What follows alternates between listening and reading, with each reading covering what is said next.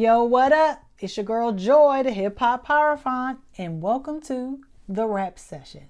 So this week we are going to be talking about none other than Venus, Mars, and Mercury, okay? Venus is going to form a quincunx with Mars on Thursday, March, 13th, Friday the 13th, okay? At 10:51 p.m., okay? Venus is in Pisces and Mars is at home in the sign of Aries, okay?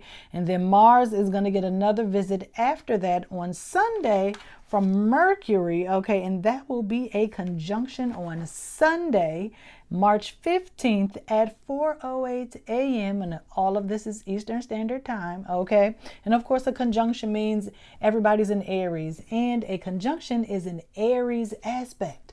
So we're in the planetary, zodiac, and angle, all of the Mars archetype, okay? So it's going to be a lot to get into, okay? A lot of high energy things are going to be going on, lots of excitement.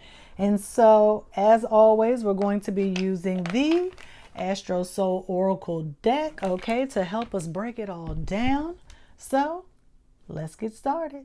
Okay, so first we are going to talk about Venus forming a quincunx to Mars. Venus is in Pisces, Mars is in Aries. So this deck does not have a card for a quincunx, and so we're going to use a sextile because the symbolism for visual purposes will work, okay? And so sextile, the symbol for a quincunx, which is 150 degrees, okay, is the lower half of the sextile, okay?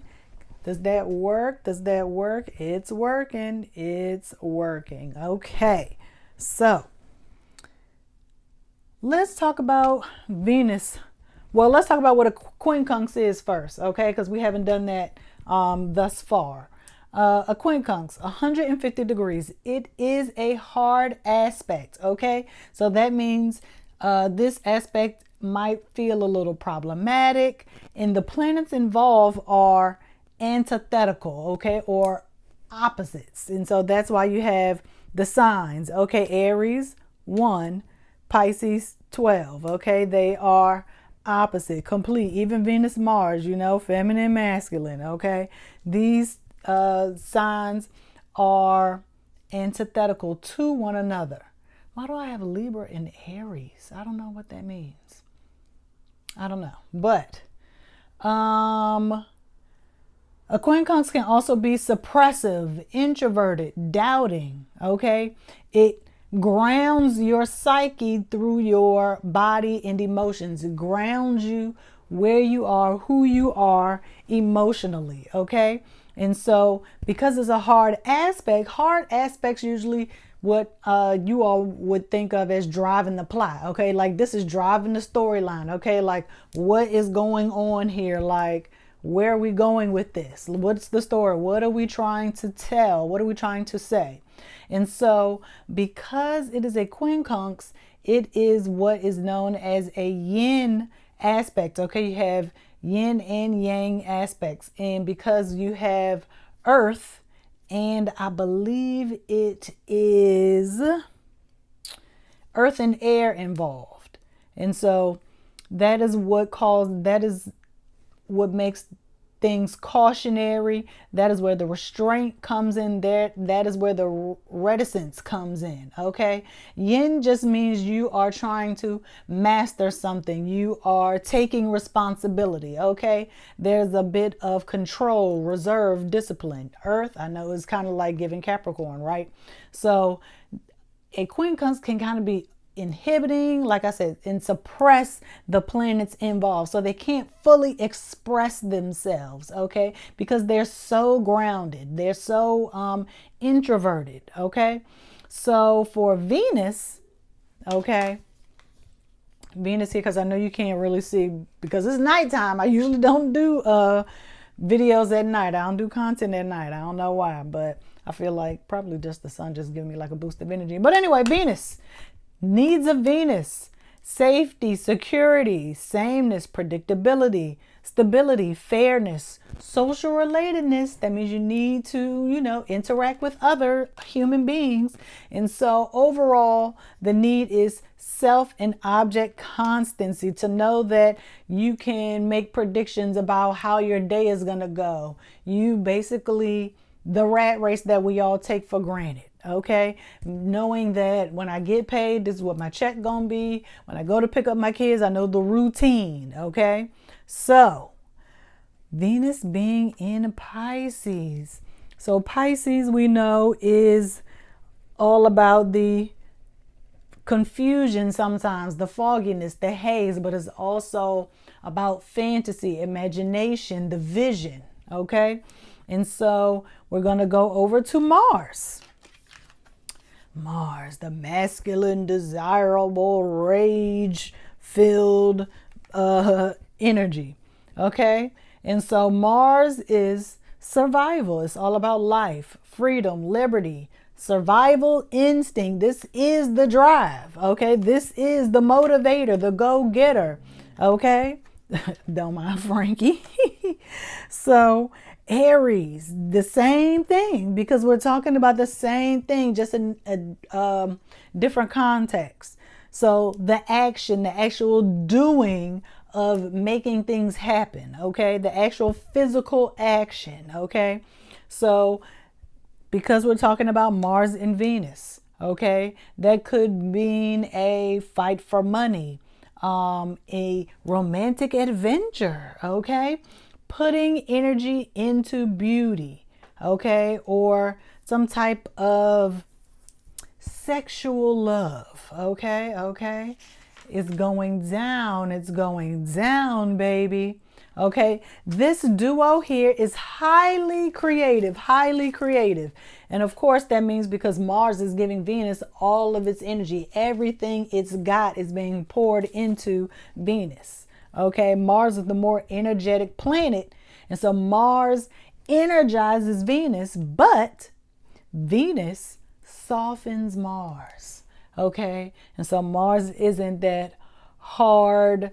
Well, I don't want to say it is not that impulsive, okay, reactive energy that it normally is. Okay, it softens its approach. Okay, think of it as doing some type of art versus just like appreciating the art. Like maybe you are the painter versus the person going to the art gallery. You see what I'm saying? Okay. And so for this energy, there can be a lot of competition, Mars, okay, with the same sex. Okay. You could also easily fall in love because you're impulsive in relationships. Remember I said that social relatedness? Okay. You easily fall in love. You love it, like love at first sight, like immediately. Okay. And sometimes these type of connections can lead to a lot of very deep emotional and sexual connectedness. Okay. Very honest, very direct with their partners about sex. Like, have you gotten tested? When's the last time? I got my results. Let me see yours. I don't want to do this. This is not where I want to end up. Do you like wearing condoms? Did you use plan B? Like, when's your last relationship? All of those things. Okay. But because of the Pisces energy, okay, you might be confusing the love with the lust. Okay. Confusing Pisces, the love, Venus, with the lust, Mars and Aries. Okay, and we already said that a quincunx is a hard aspect, right? So what would make that difficult? What would make that hard? The relationship may not provide the freedom that the Mars and Aries wants. Okay, for Venus, this just might be like an exciting fling, the romantic adventure. Okay, maybe Mars is the initiator of the relationship. Okay, but sometimes it's like you need more than sex to keep the flame of a relationship. Okay, that's why you need that deep emotional connectedness. Okay, Because if you fall in love quickly, things move so fast, and then you look around and, oh my gosh, are you pregnant? Ciao. Okay, ciao. Okay. There is the possibility here of a love triangle. Okay? There's a possibility here for a love triangle. You could be competing with the same sex for affection, Venus. You're competing with the other man or the other woman for this person's affection and attention. This is a situationship. That's why it's so hard. Okay, it's a situationship. You thought it was going elsewhere. That's why I say you just like the vitality. Okay, you like the excitement that this person brings. Okay, the excitement of the relationship. But is that going to sustain you? Okay, I know you have great sexual chemistry, okay, but is that going to carry your relationship through? Okay, can you build a relationship on sex alone? Okay, okay. So now we are going to go with Mercury and Mars. Okay, we are going to switch it up just slightly. And this is a conjunction. This is a conjunction in the sign of Aries. Okay. Mars was first visited by Venus, had a wham bam thank you ma'am. And now Mercury is coming, because there's some things that you got to think about, things you got to talk about. Okay. Okay. Mercury, information, news, problem solving, competence, reason, deduction, studying, questioning, finding fault, noticing or observing. Okay? So, whose fault was it with the situationship? Whose fault was it? How can you solve this problem? How can you solve the problem? What can you do to make things better? Okay? Maybe you got some information or some news and that kind of lulled you out of that Pisces fantasy of thinking that this relationship was going to be more than what it was. What did you notice? You were always questioning things. You just ignored it because you were happy. You were in bliss, unity, oneness, all the Pisces things. Okay, nirvana. You was in heaven. Okay, you was in heaven. Okay, so here we are with the conjunction. Even more Aries Martian energy with this conjunction. Okay, 0 degrees. Exciting. That's why I say you united. Okay, now a conjunction is neither hard nor soft. It's just a conjunction. It is what it is. Okay, but these planets usually act together. And let me do this. Yes, let me do this. These planets act together. Okay, they're putting on a united front to act like the relationship is what it is. And it's just so crazy because it's like, when you're looking at any birth chart, natal chart, transit chart, any kind of astrological chart or horoscope, okay, the first aspect people can always usually notice off the top is a conjunction. So wouldn't the behavior be the same? It would be obvious. And then you're going to be like, dang, it was always obvious that this person didn't want me the way I thought they did. Or, I mean, it could be you. You could be the problem. Like you got, you got a roster and you trying to juggle it. Okay, you got a roster and you trying to juggle it. Okay, ain't nothing wrong with that. I wish I had one. I never could do that. I wish. Yeah, so it's easy to notice, like other people notice the same things you're noticing. Okay, they taking calls at a certain time, or they can't be with you around this time. You don't hear from them until XYZ, maybe on the weekend, or maybe it's just on Tuesdays and Thursdays, Fridays and Mondays. You know what I'm saying? Like, you noticing the pattern. Okay, and so Mercury and Mars Clear, quick thinking. Okay? The pen is mightier than the sword. I'm going to say what I have to say. And that's the thing about Mercury and Mars. Mercury and Mars is going to give you that courage to say what needs to be said. You're going to lay it all on the table. Okay? Sometimes it's best to just kind of channel this into maybe like some kind of writing or public speaking. But you might want to argue this one. You might want to argue. You might feel like arguing on this endeavor. Okay, you getting bored, you need some, you getting intellectually impatient when it comes to the academia. Okay, it's just, you're not learning anything new. Like you starting to see like this person isn't like holding your interests, or maybe they like academia a little bit more than you. Maybe they're just like a pseudo intellectual. I don't know why that word came out, but maybe they're just like a high, maybe they're just always as if they are